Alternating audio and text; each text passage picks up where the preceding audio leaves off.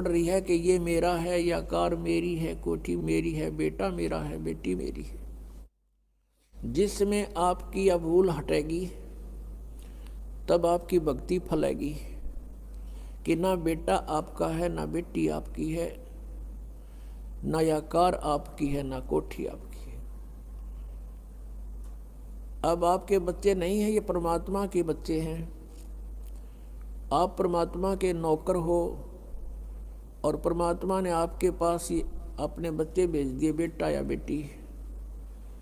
इनको आप अपना मान कर करते हो तो भूल भारी है आपके, लेकिन ये जीव के बस की भी नहीं। इस ज्ञान से धीरे धीरे और भक्ति से, इस एंटीबायोटिक औषधि खाने से, ये तत्व ज्ञान रूपी वचन सुनने से आपको बिल्कुल समझ में आ जाएगी कि सचमुच यहाँ अपना तो शरीर भी नहीं है।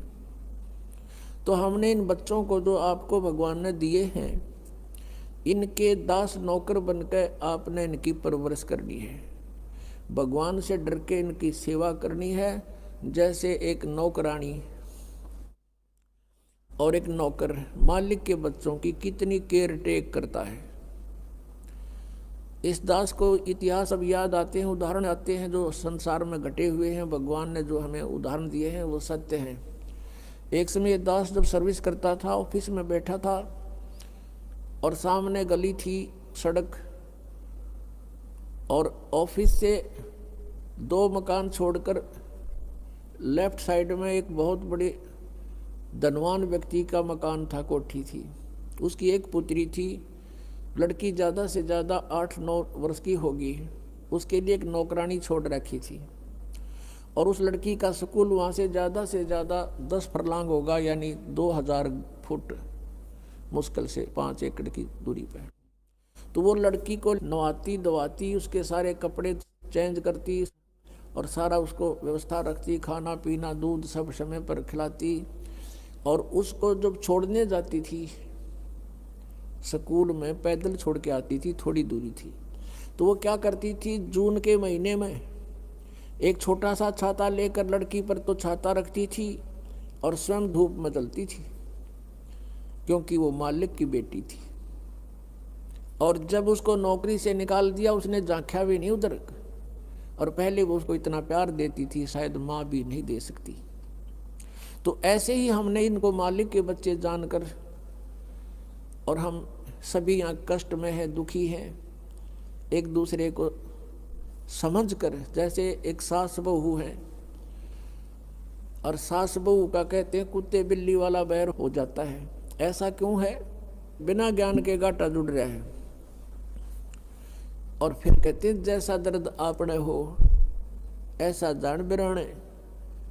अब जैसे घर का मुखिया है, सास है, उसके अधीन पुत्र वधू है, अब उसके साथ दुर्व्यवहार करेगी तो उसकी आत्मा रोएगी, बोल सकती नहीं।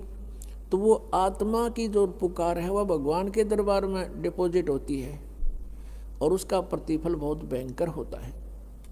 फिर क्या होता है कि कई जगह ऐसा है कि पुत्र वधू इतनी हैवी है सास पर, उसको तंग करती है, तो उस समय युज्ञान याद रखना चाहिए कि हम इस काल ने ऐसी व्यवस्था में जोड़ रखे हैं, क्योंकि यहाँ व्यवस्था ऐसी है।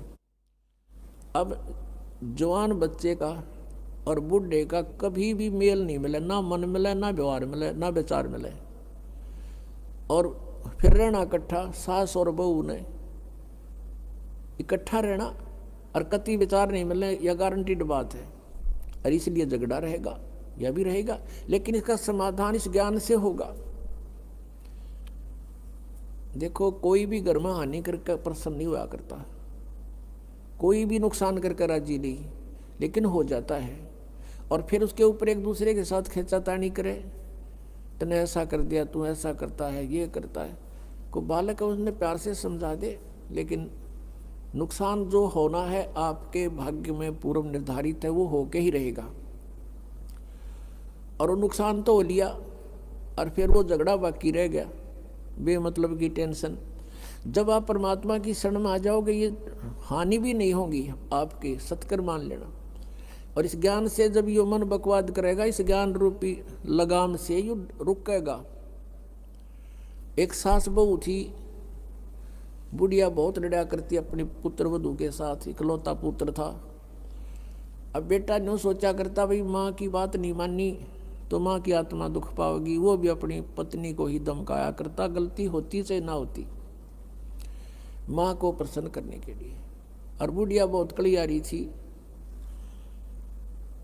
अब पुण्यात्मा एक परमात्मा लीला बख्शते हैं, करते हैं, दया करते हैं। एक बहन सत्संग में जाया करती थी बुढ़िया माई, वो उनके घर चली गई, कुदरती परमात्मा भेजते हैं। और वह बुढ़िया लाग रही कति श्लोक सुनान अच्छी बूंदी कहना अपनी पुत्र वधू को, और वह बेचारी बोल रहा नहीं। अब बोलूँगी तो फिर सामने अपने बेटे दगड़वाएगी, तो वह बेचारी चुप रहने में अपनी खैर समझ रही थी। अब उस बहन जो सत्संग में जाती थी, परमात्मा परमेश्वर के विचार सुनती थी, उसने सोचा ये तो नरक हो रहा है इनका घर। उसने उस बुढ़िया को सहज सहज प्यार से कहा, बहन सत्संग में चलेगी? ना हम नहीं जाया कर सत्संग में, ये तो उलगी जाया कर ठाली, जिन्हें कोई काम कोई ना। हर बुढ़िया ने काम बहुत लड़ने का, और काम नहीं उसने, वो छूटे ना उसने फिर दूसरे तीसरे दिन फिर कहा कि आए एक बार मेरे साथ चल, कोई भी ना रही मेरे साथ चलने वाली, और मैं अकेली रहेगी, सत्संग में जाना है, जल्दी आ जावांगे। वह उसकी मुंह लागती सी थी। उस दिन वह बुढ़िया उसके साथ चलेगी। अब साथ चलेगी तो वह सत्संग सुना, सत्संग सुने तो पुण्यात्मा असर होया कर, ऐसी बात नहीं।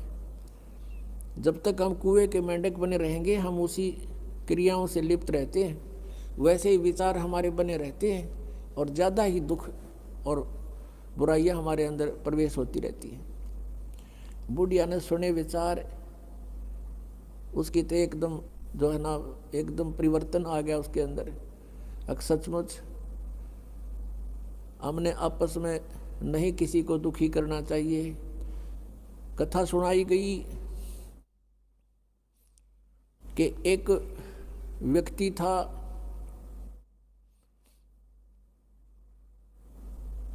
वो कहीं पर साधना कर रहा था, बैठा था, साधना कर रहा था, और एक गाय भागी जा रही थी, और वो गर्भवती थी, और उसको ये आभास हो गया था कि कोई कसाई उसके पीछे पड़ा हुआ है। वो आगे वन में ओझल होगी, शिकारी वहाँ आया, उस साधक से उसने पूछा, गाय देखी आपने? कहते मुंह से नहीं बोला, उसने हाथ कर दिया ऐसे, किधर गई? वो कसाई ने वह गाय ढूंढ ली, वो मार दी। उसका भी प्रतिफल उसको भोगना पड़ा, कहते हैं फिर उसकी बाजू कट गई। इतना भी हम सहयोग देते हैं किसी अन्य दुष्कर्म के अंदर, इतना भी हमें हानि होती है। जैसे हमने मना किया है बीड़ी शराब मांस तम्बाकू पीना नहीं है, और किसी को पीने में सहयोग भी नहीं देना, उठा के भी नहीं देना, उसमें भी हानि होगी। आपको मर्यादा सारी पालन करनी होगी। कहने का भाव ये है कि एक व्यक्ति था और उसकी पत्नी बहुत लड़ा करती, बहुत झगड़ा करती थी, बहुत बुरा बोलती थी। तो किसी ने, वो जो व्यक्ति था अगले जन्म में जिसकी बाजू कटी थी, वो साधना कर रहा था, साधना कर रहा था, कहीं पर अगले जन्म में भक्त बन गया। तो उसकी किसी ने आकर के अचानक पहले तो उससे पैसे पूछे, बाबा जी पैसे निकाल सारे, पैसे नहीं है भाई मेरे दो, उसकी बाजू काट दी। अब उसने सोचा भाई मैं भक्ति भी कर रहा हूँ और यह आपत्ति मेरे पर कैसे आ गई। उसने सोचा भाई मैं इसका किसी से कारण पूछूं, मेरा कौन से जन्म का पाप था। किसी ने बता दिया भाई इस गाँव के अंदर एक भगत है और वो पीछे बीती हुई बता देता है, पिछली बता देता है, भविष्य की नहीं जानता। वो उसके घर पर गया तो उसने पता लगा कि वो घर से बाहर गया हुआ है। फिर भी उसने सोचा घर पे पता करता हूँ। जब वो घर पे गया तो उसकी पत्नी से पूछा कि ऐसे ऐसे वो कहाँ है भगत। हुआ उसकी पत्नी लगी गाली देने कि तेरे जैसा ढेढ़ वो है, अंडा धक्के खांदा जिस तरह तू खावे है, पता नहीं के सुना दी। अब जिसका हाथ कटा हुआ था उसने सोची भाई मैं तो गलत आ गया, मेरे साथ मजाक कर दिया, दिखे ना भगता के घर में कैसी बात होया करे, इसी ने कमी होया करे। वो वापस चल पड़ा। रास्ते में किसी ने बता दिया कि तू जिसका घर पूछा था ये आ रहा वो व्यक्ति। उसने उसको सोचा ले चल आया है बाहर, बात कर लेता हूँ। राम रमी हुई, नमस्कार हुआ, कुशल मंगल पूछा। उस जिसका हाथ कटा हुआ था उसने पूछा कि भाई एक बात बता, क्या तू पीछे की जानता सारी? कहाँ जी, दया है भगवान की। भाई पहला मेरी तो पाछा बताइए, पहला तू अपनी बताया, तेरे घर में इसी बूंदी कड़ी आ रही क्यों करा रही है? ऐसी बेहुदा बोली वा न बोला, या भी बताऊं, पहला यह सुन ले तू। पिछले जन्म में मैं था काग, या थी गधी, और जब कुमार इसने छोड़ देता, इसकी कमर टूटी हुई होती थी, मैं इसकी वो खाता था, टूटी हुई कमर से उन जख्मों से मांस खाता था। तो आज भाई ये अपना बदला ले रही है मेरे से, और ये इतने जख्म करेगी मेरे जितने मन न कर रखे हैं। तब उसने पूछा भी फिर मेरा हाथ क्यों कर कटा? मैं तो भगत आदमी, और युग कैसे जुल्म हुआ मेरे साथ? उसने बताया कि पिछले जन्म में भी तू भगत था, और तूने एक गाय के कटने में सहयोग दे दिया, तूने न्यू हाथ कर दिया कि इधर गई, बोला नहीं तू ऐसे गई, इसी तरह हाथ कटा। अब कहते हैं तुमने दरगाह का मैल नहीं देखा, धर्मराज के तिल तिल का लेखा। अब इस तरह कहते तुम एक दूसरे को सताओगे तो तुम्हें आगे फिर दंड भोगना पड़ेगा। वह बुढ़िया के बात समझ में आएगी, अकबर ने तो जुल्म कर दिया। उसके बाद अपनी पुत्र वधू को वो बिल्कुल शांत रहे, बोले नहीं फालतू। सत्संग में ये भी सुनाया गया कि जो कुछ हानि होनी है वह तो हो चुकी, और पाछा वो खामखा महाभारत बनाने की कोई आवश्यकता ही नहीं। वो तो दूना दुख पैदा करने वाला वो वस्तु आवे नहीं वापस। एक दिन क्या हुआ, वह पुत्र वधू गाय भैंस का दूध निकाल के और ऊपर कड़ियों में कड़ा डाला कर दे, हुक लंबा सरिये का हुक ला देते, और उसमें बाल्टी टांग देते थे कड़े में, हुक में, कुत्ते बिल्ली से बचाने के लिए। अब उस पुत्रवधू ने वो ऊपर, क्योंकि ऊंचा होता था, गर्दन नीचे रखनी पड़ती थी, न्यू करके टांगन लगी, वो कि तो उल्टी साइड में लग गया। उसने सोचा टंगया, हाथ छोड़ दिए, वो बाल्टी नीचे गिर गई, सारा दूध फर्श पे फैल गया। अब पुत्रवधू ने देखा बुढ़िया की तरफ, अकी वो होगी ओन अनो बिरना कई दिन का सांग हो गया यो। अब उसकी तरफ देख रही है बेचारी भयभीत दृष्टि से। बुढ़िया कहती बेटी कोई बात नहीं, हमारे भाग में नहीं था यो, और इसको उठा ले ऊपर ऊपर से और भैंस को ही डाल दे बेटा उसके चारे में,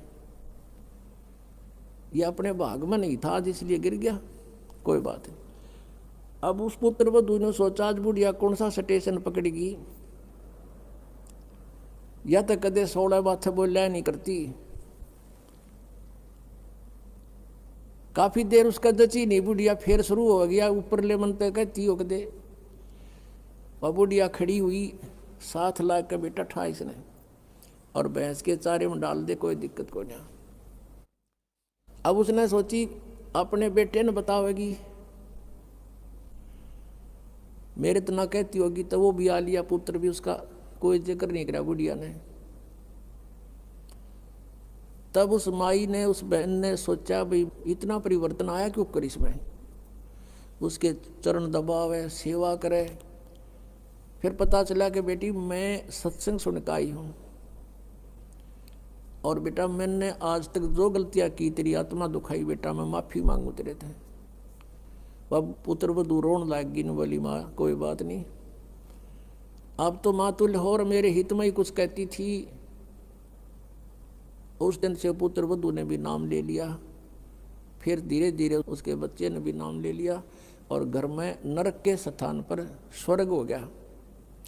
अब इस परमात्मा की वाणी से, ज्ञान से स्वर्ग तो यही हो जाएगा, और सतलोक हमने जाना है, फिर भक्ति करके वहाँ सतलोक चले जाएंगे, महासुख वहाँ हो जाएगा। तो इस प्रकार वो परमात्मा आकर हमें ज्ञान देता है, उसके ज्ञान से हमें पता चलता है।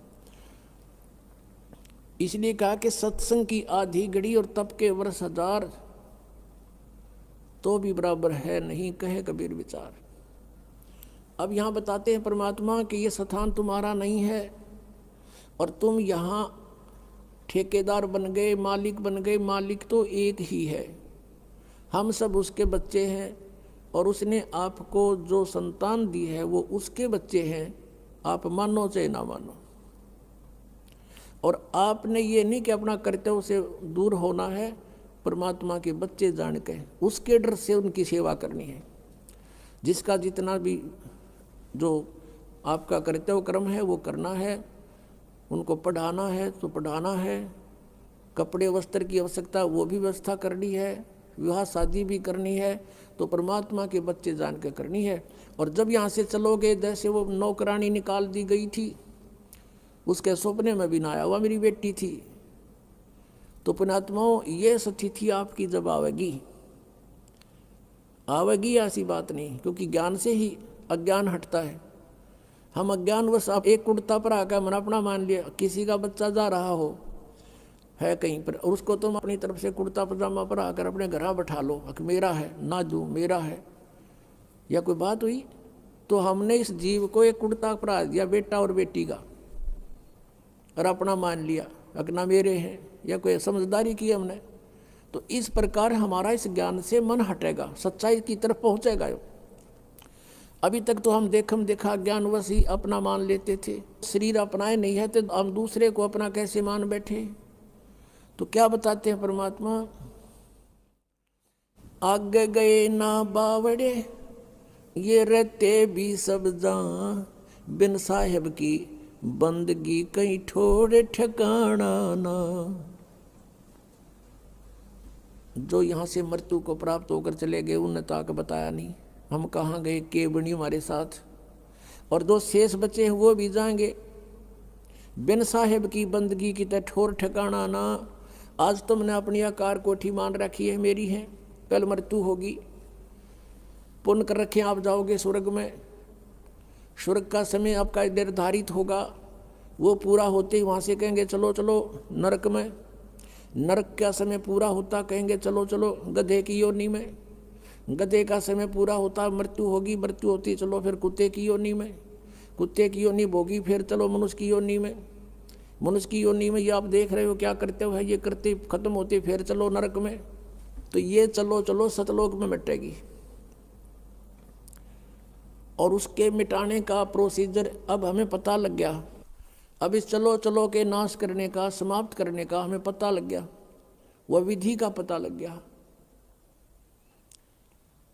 परमात्मा ने क्या बताया है, जग सारा रोगिया रे जिन सतगुरु वैद न जाण्या, जग सारा रोगिया रे, जग सारा रोगिया रे जिन सतगुरु वैद न जाण्या, जग